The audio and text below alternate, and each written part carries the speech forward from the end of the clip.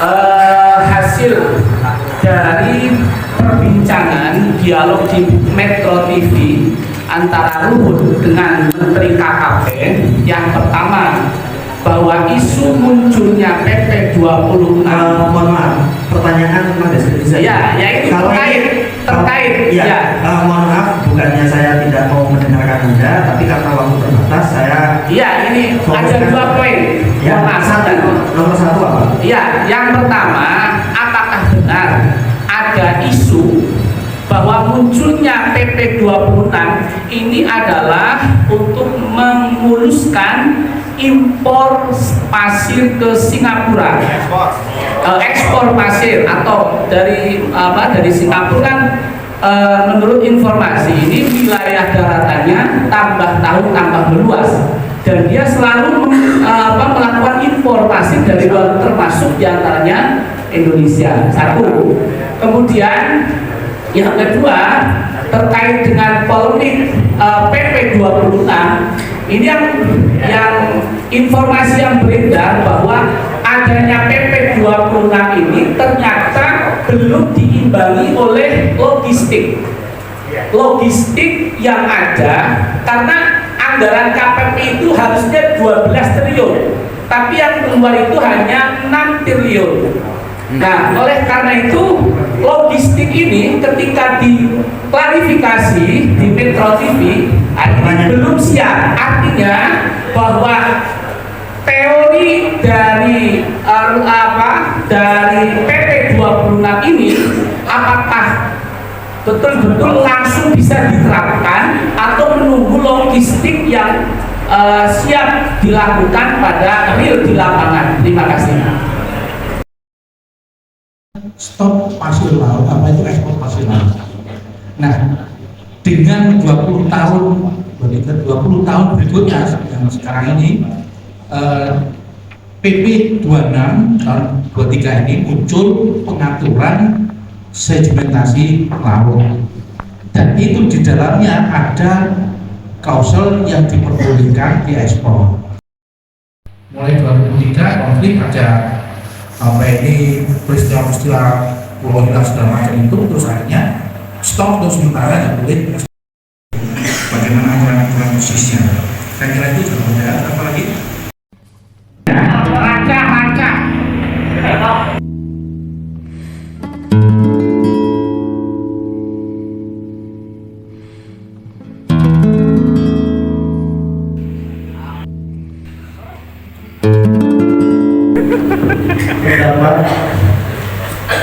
Menurut pendapat saya, pihak yang paling berhak dalam pengelolaan sedimentasi di laut ialah pemerintah melalui KKP dan Kementerian Perdagangan yang ditunjuk oleh Presiden. Tidak usah jawab, jawab saja.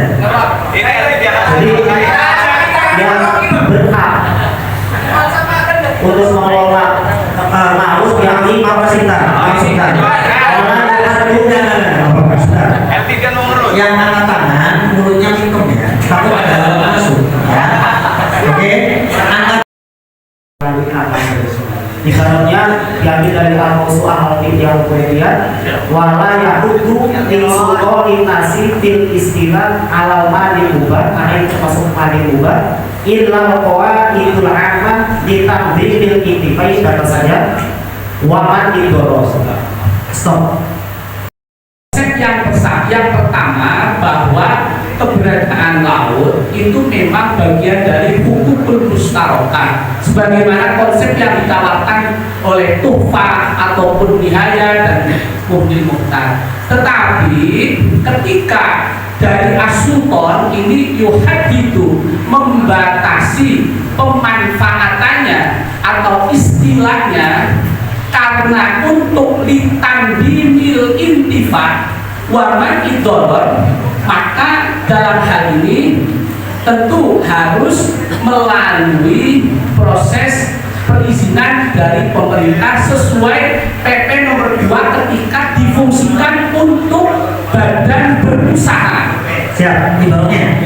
Ya tadi dibacakan Poinnya. Iya. Ya tenang. Kasih aja. Wala yakunu sultaninas fil istilah alal mali mubah illa qawaidul ammah ditanding intifak waman idor mustarokah, tetapi karena diundang-undangkan oleh pemerintah untuk ditandimil intifak, nah ini harus mengikuti proses PT nomor 26 tadi. Ketika itu badan berusaha.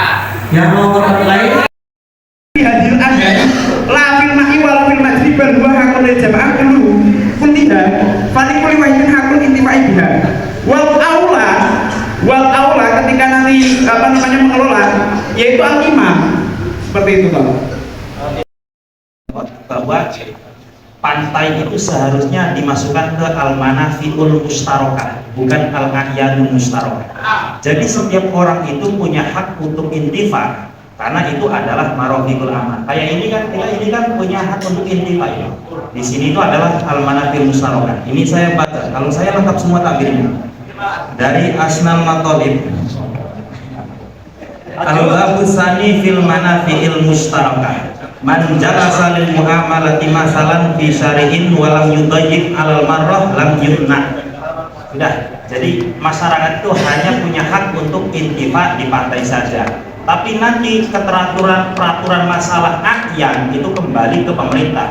Makanya apabila ada rakyat perorangan personal ingin mengelola pasir, itu pemerintah boleh menolak.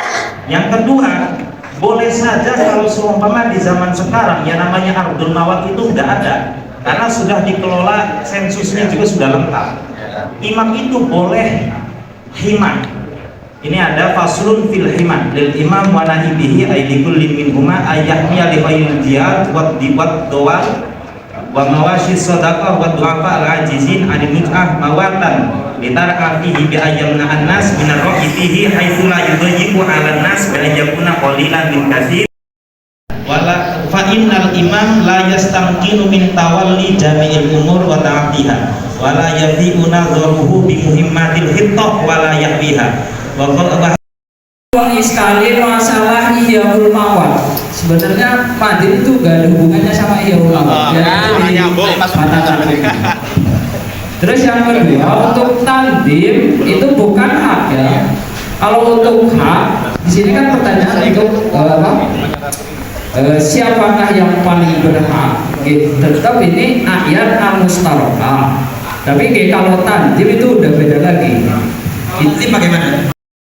Tugas ini kan pengelola itu mengambil, boleh mengambil, mengekspor, menjual, mengatur siapa? Kalau mengatur itu tandim, ya. Kalau tandim itu pemerintah. Oke, sepakat. Mencoba membantu alur perdebatan dengan sahibul dengan soal. Pertanyaannya kan, jika ditinjau dari analisa begini, sebenarnya siapakah pihak yang paling berhak dalam kurung bisa jadi bertanggung jawab atas pengelolaan sedimentasi di laut, dan bagaimana batasannya? Pertama yang perlu menjadi ditebali oleh kita, narsum barusan memberikan gambaran bahwa sedimentasi itu kayak semacam sampah laut,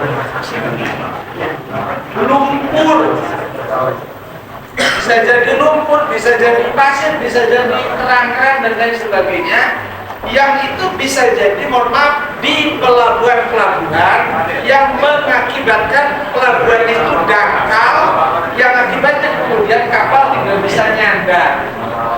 Atau kalau misalnya di selat itu menjadikan kemudian tidak bisa dilewati kapal. Itu terminologi sedimentasi berdasarkan pengertian kamus besar. Jadi oleh karena itu, kalau kemudian asumsi ini digalir kepada persoalan-persoalan yang lain, menurut saya kejauhan. Apalagi ini dikategorikan sebagai mahdan. Terminologi mahdan itu di dalam kitab fikih yang saya pahami agak kayak begini. Masa mahdan sampah?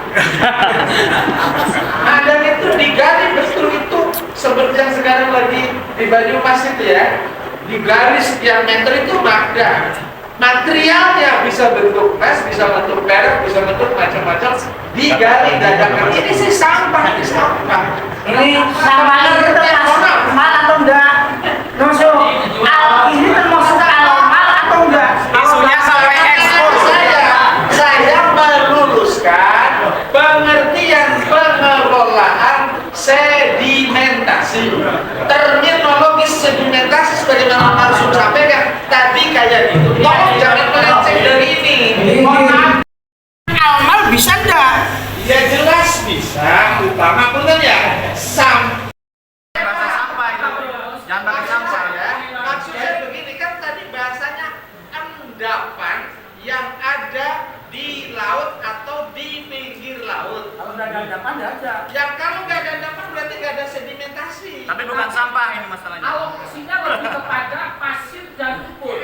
Bisa pasir bentuknya, maaf, bisa lumpur, bisa yang lain-lain. Nah ini yang masuk dalam PP itu termasuk dalam Satu. Yang kedua artinya tidak bisa kemudian dikategorikan kepada magas. Itu maksud saya. Saya tidak menjawab soal gitu. Maksud saya pengen teman-teman concern dengan pertanyaan dan dengan penjelasan yang disampaikan oleh narasumber.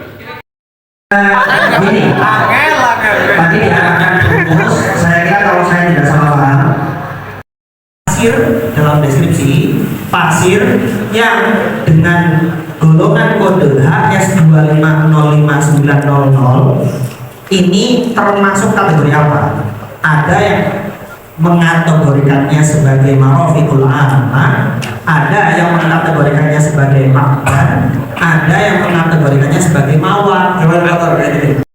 Lama karena alaihi, jika terjadi pengendapan berupa material air, pasir atau tanah liat di atas tanah, maka status material tersebut mengikuti hukum asalnya min milkin aw waqfin, baik itu kepemilikan ataupun wakaf. Fa in kana dari karo permasalahan membukan palima di aktuhu, jika seumpama pasir tersebut yang mengendap dalam tanah asalnya dimiliki, maka yang berhak mengambilnya adalah pemiliknya. Nah, dalam masalah kita pasir laut, coba mamluk atau ghair mamluk?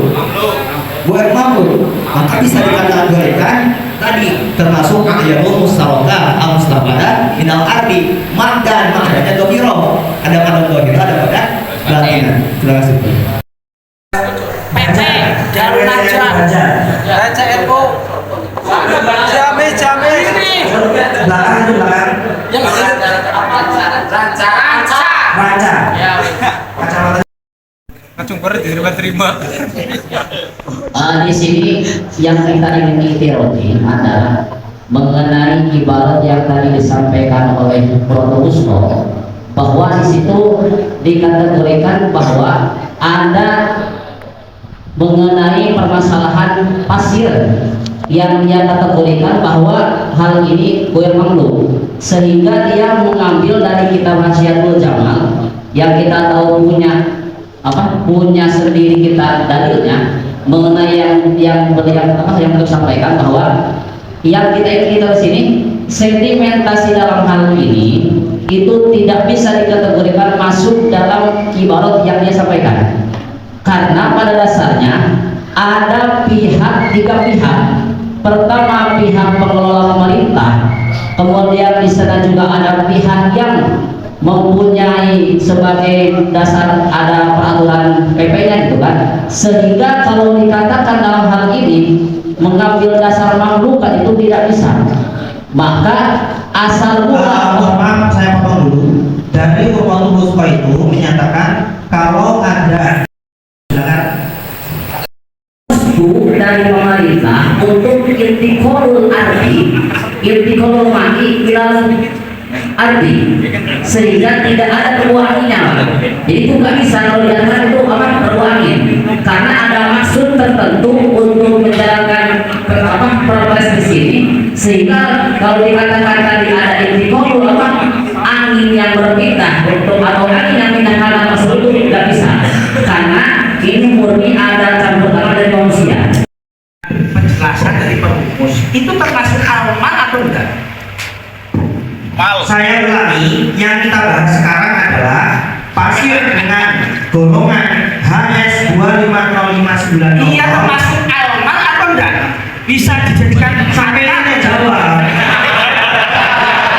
kalau memang ini termasuk almal fil asli qabilu bi tabiatin tamanuk lakin qala yaqulu lahu anhu yahmiluhu ghairu muqabil fi kullil ahwal.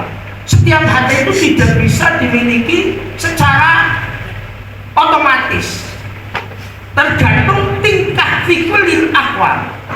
Apabila itu aturan masuk ke dalam tanah kita, itu milik kita. Kalau aturan itu masuk ke tanah orang lain, itu juga milik orang. Masalah kalau aturan alladhi yahmiluhu as-sail minal mawad fayajtami'u fi naharil al'am mubahun likulli man akhadahu fala jaza insanun wa hafun nahar wa ahraju at-turab in ahrajat at-turab liyamiluhu fayadlibi wa yastabilu minhu wa laysa liwali ahduhu. Apabila itu masuknya ke dalam tanah kita, itu milik kita. Ya, ini ibaratnya dari mana? Turab mana? Ibaratnya dari Dari Fatawi Ibnu Sholah. Saya tambahkan selain turab, mohon maaf ya, ini saya lengkapi, ada turab, ada romang, ada tidur. Ini saya kira asli termasuk salah satu bagian dari yang ditanyakan moderator. Satu dari Fatawi Ibnu Sholah, itu konsep turab itu merupakan bagian dari hukum mustaroka, membahu itu liman akhodah, kecuali ada ihtidal, ada pembatasan dari sultan. Yang kedua dari khasiat rubi ini untuk melengkapi ibarat lauro ibal ardo maun auro malun autinun fahya'ala makanan alaihi min milkin walai ya'qal walai syari sultan inotohu di ahadin an-nahri ila aqal na'am lil iman dabuhu liman yarkafiku bihi bima la yaudul muslimin ila aqal wa misluhu ma yanhasibu alaihi ma'u minal jazair fil bahri. Oke, terima kasih. Ibaratnya sudah jelas ya. Tadi PCNU sendiri sudah mengatakan bahwa kalau ada koyidan, kalau imam tidak membatasi, itu sebenarnya sudah cukup. Tidak sekarang itu apa-apa sudah ada sensusnya di pemerintah. Saya ulangi, berarti bukan seperti yang dijual tadi ya. Kalau seumpama pasir itu dikatakan mal, itu emang sudah definisi mal karena itu ada qimah. Di Asbawan Nadhir kan sudah ada itu menukil dari imam la yaqau isumalin illa ala malahu qimah yubahu biha wa talzamu mutlifahu, kan gitu definisinya. Itu sudah selesai. Cuman di dalam fikih kita itu kan ada harta milik milkul afrod. Nanti akan dilarikan ke tasarruful mulak fi amlakihim. Nanti ada malullah, yaitu adalah harta milik negara. Nah, ada beberapa pengecualian. Kalau seumpama ardul mawat di situ ada makdan, itu kan boleh diambil walaupun zahir. Nah, sekarang itu kan tuntutan dari Pak Perumus dari tadi, keterangan makdan itu selengkapnya bagaimana, itu nggak ada yang mau menjelaskan. Bahkan dari Atajul Islami sudah dikritisi oleh itu, makdan itu ditarik dari bab Ihyaul Mawad, itu nggak dijawab. Ada bang. Udah, berarti sampean sepakat kalau golongan ini bisa menjadi makdan? Enggak, dari tadi. Nah ya, yang kita carikan itu. Wa aslul makdan al makanu di qaidil istiqrari fihi. Mashtuhiro fi nafsil ajza'il mustaqirrah allati rakkabaha Allah ta'ala bil ardi yawma khalaqal ardh hatta saral intiqalu minal lafzi ilaihi ibtida'an bila qarinah wastilahan huwa kullu ma kharaja minal ardi mimma yukhlaqu fiha min ghairi jinsiha mimma lahu qimatun wa yahtaju bi ikhrajiha ila istinbaq. Menurut yang paling duduk ya. Siapa tahu jodoh. Gini ya, saya setuju kalau ini dikatakan makdan dibacakan, tapi tidak setuju itu makdan dohir, karena tadi yang jawab itu makdan dohir kan ya. Karena apa? Karena makdan dohir itu tidak perlu bilang ilajin ya, tidak ada harus ada proses demikian rupa. Tapi kalau ma'adzan dohir, menurut peraturan PP yang kita bahas ini, itu salah satunya ada keterangan menggunakan kapal isap, kapal sedot, ya. Jadi ini butuh proses, ya. Maka tidak bisa dikategorikan ma'adzan dohir, tapi ma'adzan batin. Tuh, setuju ma'adzan tapi tidak setuju dengan ma'adzan dohir. Tadinya ada dibaca lah ya. Dibacakan lagi. Biar tahu maksud sampai dari Kalau ma'adzan itu waktu sama Asy-Syafi'iyah wal Hanabilah al-ma'adzin. Pertama al-ma'adzan al-dohir wa huwa ma kharaja bila ilajin. Ya jelas dohir itu tidak bila ilajin, tanpa adanya proses ini itu. Kemudian wal ma'adzan al-batini huwa mala yang rujuk illa bi ilajin kadzahabin dan seterusnya. Maka sedimentasi ini karena dalam peraturannya itu sudah saya baca, itu salah satunya ada menggunakan alat kapal isap, maka harus ini melalui proses, dan itu termasuk ma'adzan yang batin. Hukumnya sama atau tidak? Hukumnya berarti gimana hukumnya sama? Hukumnya apakah sama-sama dikelola oleh pemerintah atau tidak? Iya, dikelola oleh pemerintah. Sama ya. Tambahan di bawah. Saya kira halusinasi Bapak. Kayak gini loh, Pak. Ini ma'adzan, ibarat ma'adzan itu kan ada yang dohiro, ada yang batin. Coba pikirkan, bukan Pak. Ini udah jelas-jelas itu loh. Menentukan. Mikrofonnya ditaruh dulu. Biar sebentar. Saya minta seluruh peserta hormati waktu yang sudah diberikan kepada yang tidak diberi waktu, mic-nya taruh di meja. Ya, saya kasih kesempatan. Coba, kalau tadi dikatakan menggunakan ilaj proses itu, contohnya misalnya pakai air masak atau pengolahan yang rumit lah gitu loh. Ada butuh proses yang lama ataupun hal-hal yang tahapan-tahapan tertentu. Loh, ini pasir tuh. Tadi dikatakan ada sumber itu sedimentasi itu penumpukan atau istilahnya pasir sing gunung, kodor bareng. Sing bener wae lah, tsunami dari daratan itu masuk ke laut. Jadi penumpukan itu dari daratan ke laut, bukan digali ke dalam kedalaman kayak minyak bor itu, bukan apa minyak mana?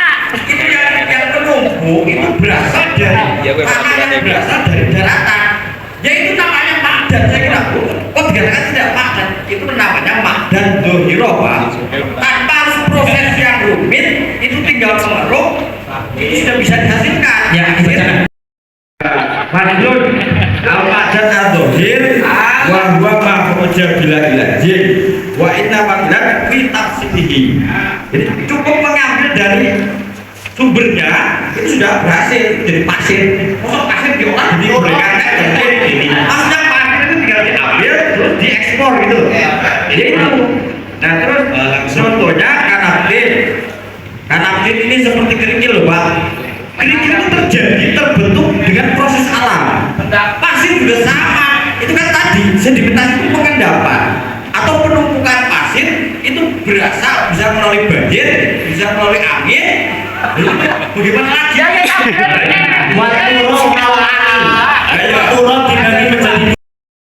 Itu gunung kibrit sampai ngambil. Oke. Ma'adzan dohiro. Oke. Terus yang goirudon atau batina ya, itu atasnya misalnya mohon maaf ya, bukan kibrit atau seperti biji-biji emas atau tidak, itu namanya biilajin. Ya, oke. Contohnya harus begitu. Nah, kita ini lagi membahas sesoal pasir yang sudah menjadi sedimentasi. Bapak paham nggak sedimentasi itu apa?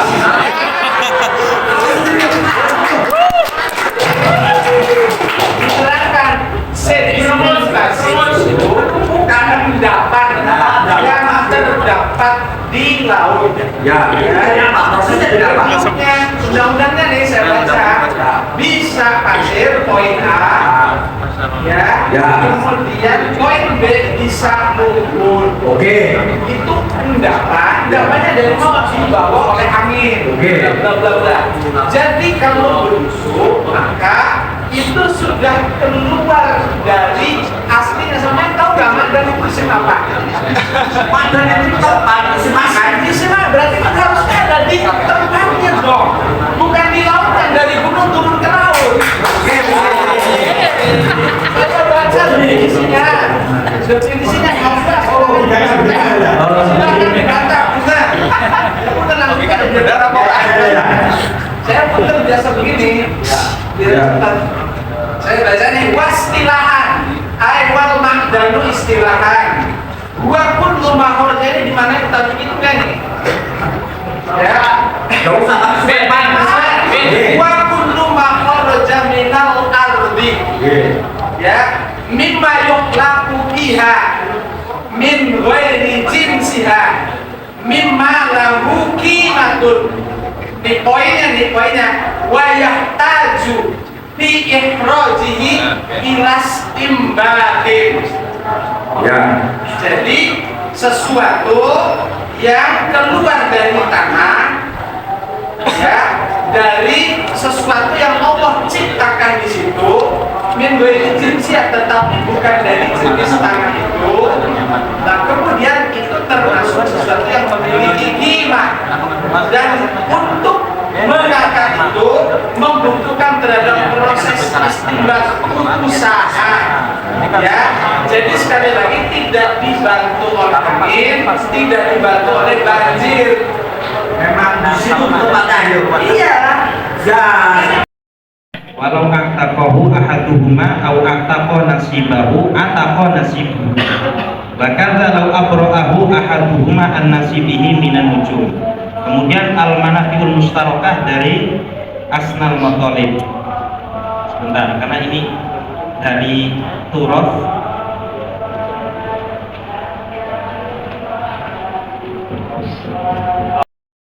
Masalah fi syari'in. Semua kan syari' itu kan aset negara kan. Walang yudayyik alal marrah lam yumnah. Itu sudah sore sekali. Sore mana? Sore apa? Ini gimana gitu. Hadisnya Nabi itu tidak cukup untuk menghukumi yang tadi itu seperti apa, lautan, danau, padang pasir. Ini bagaimana persoalannya? Wal fatku baina turabil ma'dan wa turabis sabr. Anak turabal ma'dan huwa ma yatasaqatu min jawharil ma'dan nafsi dunah tilatin bijawharin akhar. Murni Ibrahim. Amma turabus sabr fa huwa mutasaqit minal ma'dan muhtalitan bil turabi awil rimal. Jadi akhir rimal au najihima ini termasuk kategori menurut saya itu rimal. Nah, pasir sedimentasi ini saya kira masuk pada turabus sabr, dan pada kenyataannya saya belum tahu apakah pasir sedimentasi itu dari bubuk daripada ma'dan yang tercampur dengan pasir tersebut atau bukan. Ini perlu ditanyakan kembali. Betul ya, karena kalau kita mau menolak ekspor pasir laut, narasi hukum fikihnya seperti apa? Itu maksud pembahasan kita. Ya, saya kira cukup ya biar kalian kita juga menghemat waktu, efisiensi waktu. Karena pembahasan A ini seperti yang diinginkan Soebul Asilah, Gus Hamid sekarang hadir. Sampai itu ahli dalam bikin asilah seluruh hasilnya PW, NU, Jabar itu semua yang beliau bikin. Ini sebagai pengantar doang untuk kita semua di majelis ini mendalami seperti apa batasannya ekspor pasir laut dan Saya ulangi, bagaimana hukum pemerintah mengelola sedimentasi di laut sesuai PP nomor 26 tahun 2023 yang menurut sebagian pihak berpotensi menimbulkan moderat sebagaimana dalam deskripsi. Untuk teksnya bisa dilihat di scan di sini. Ada tentang unsur fondasinya dan juga penelitian pulau-pulau yang terima kasih boleh dengan catatan. Boleh dengan catatan. Ini ada beberapa ibarat yang kami tawarkan. Yang pertama tadi ibarat terkait al-ma'adah ya, atau al-ma'adim. Alasan kami kenapa kok pemerintah yang berhak mengelola. Pertama, ketika individual atau yang bisa tadi dikategorikan al-ma'ul al-musyarakah tadi, itu sebenarnya bisa menimbulkan beberapa bahaya lebih besar. Masih ada sampai saat ini sekitar 10 perusahaan yang masih ilegal mengekspor pasir laut. Itu alasan kami. Idza istama'at masalihu wa mafasidu fa in amkana tahsilul masalih wa darul mafasid fa'alna dzalika imtithalan li amrillah wa in ta'adzara ad-dar wa tahsil, apabila tidak dimungkinkan keduanya dihasilkan, fa in kanat al mafsadatu a'dhamma minal maslahah darokna al mafsadah wala nubali bi fawatil maslahah. Terus contohnya di bawahnya. Ini kalau contohnya umum, ini masalah komer, tetapi saya ingin menawarkan, minta waktunya sedikit, bahwa gambaran PP nomor 26 dalam pasal nomor 12 itu adalah konsep untuk meminimalisir manfit doror, di mana pemerintah nanti di dalam mengatur sedimentasi ini tidak sembarang tempat, tapi ditunjukkan tempatnya, volumenya berapa, dan pemikirannya berapa. Masuk. Doror utama Sebentar dulu, pemerintah tidak boleh melakukan tahsilul maslahah ketika ada motor.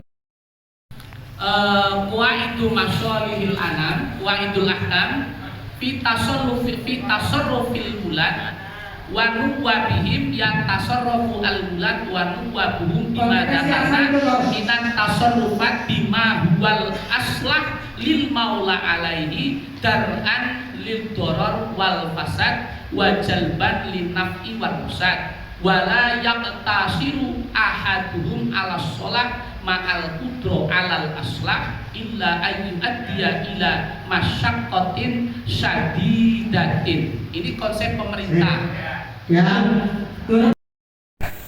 nomor 26 tahun 2003 koma nih sini ya. Maka rumusannya kalau begini nih, pemerintah tadi dengan gambaran sedimentasi ada yang bersifat pengendapan di pelabuhan atau di alur jalan kapal